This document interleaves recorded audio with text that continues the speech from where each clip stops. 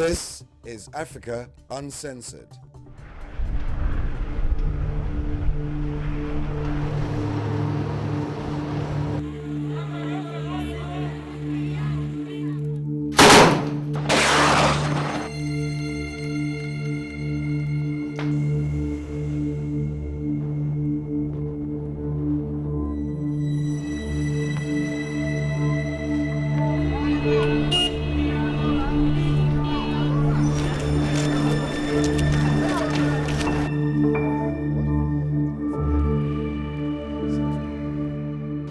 Thank you very much, Mr. Richard, for joining me today.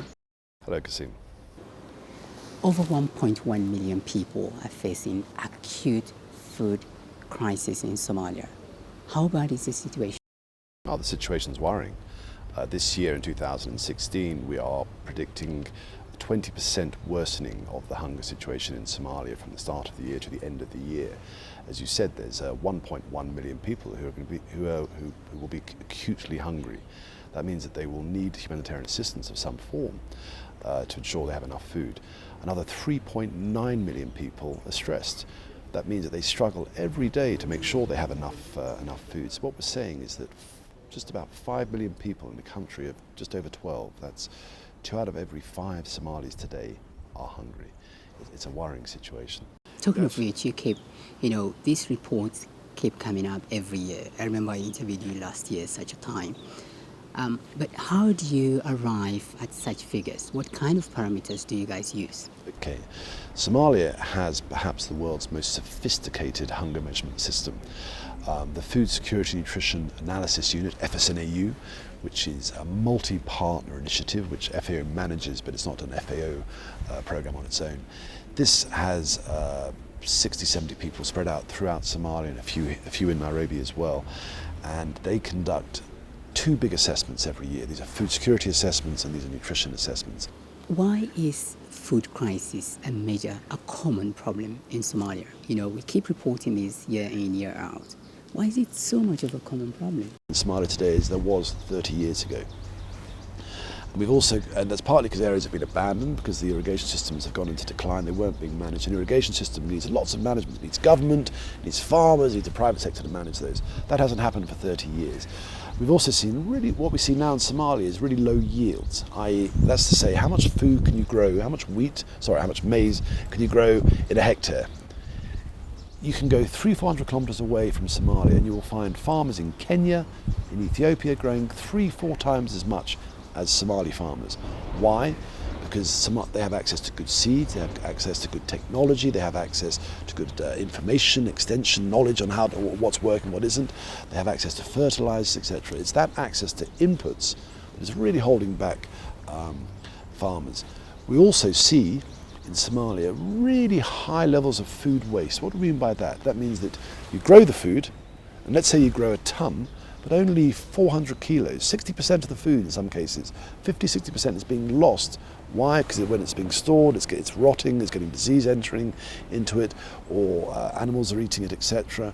And we see really high food waste throughout the whole food chain. So what's actually been growing in the field, what's arriving in the marketplace is vastly different. In 1987, that's almost 30 years ago, Somalia produced twice as much food as it produces today. What we've seen since then is 30 years of conflict and other displacement, but also you've had 30 years in which the government has been unable to support the food system. So, for example, on the Shabelle, along the Juba 2, you had these fantastic irrigation systems. You had bananas being grown, they're being exported to Europe. In Italy, they'll still talk about the Somalita, this small, sweet, beautiful banana that was in the markets in Italy 30 years ago. You had sugar being exported. You had food being grown in these areas, and feeding Somali people. Today, as I said, there is half as much food being grown in Somalia today as there was 30 years ago. Have you shared this information with government agencies in Somalia? Of course, this information is collected with government agencies. What are they doing about it? And one of the most exciting parts of my job in Somalia in the last year and a half has been the real growth in our engagement with government.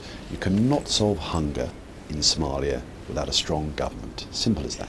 Long-term development solutions will only come when we have strong government at the federal level, the regional levels. And the exciting thing is, in the last year and a half or so, you've seen the real growth of ministries. And ministries play an absolutely crucial role, whether it's Somalia, whether it's Kenya, whether it's Mozambique, whether it's Austria. The government has a key role to play in combating food insecurity. And in the coming few weeks, we'll see that the federal government will launch the National Development Plan, the NDP. This puts enormous emphasis upon the productive sectors. This is the first time for 30 years we've had a real blueprint of development priorities. Where should we be spending longer term development money? This is all really exciting. As I said, you will not have a hunger solution in Somalia without a strong government at the federal level, the regional level. Critics will say, organizations such as FAO keep producing reports without tangible solution or long-term solution. Do you see an end to the food crisis in Somalia? Yes. I see that in the next 20 years, you could have a Somalia where there is no hunger. It sounds crazy, but as I said, 25 years ago, we grew twice as much food in Somalia as we do today. Somalia grows. We don't just produce reports. We produce assessments, we produce studies. This is trying to make sure that the money we're spending, the work we're doing with our partners in government and outside, is being spent in the best possible way. We vaccinated 90 million animals in the last 4 years.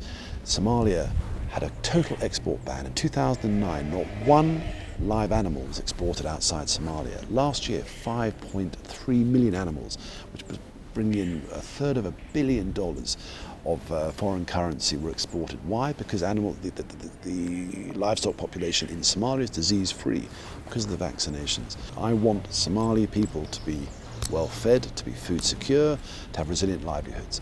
It's not about credit, etc.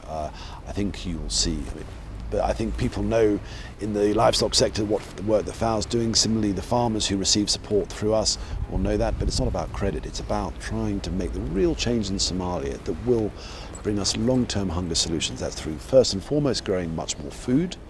Secondly, it's about improving the functioning of the market. We see people like the World Food Programme. We know they can deliver food throughout the country, so it's helping those markets to really grow and function. It's bringing in the private sector.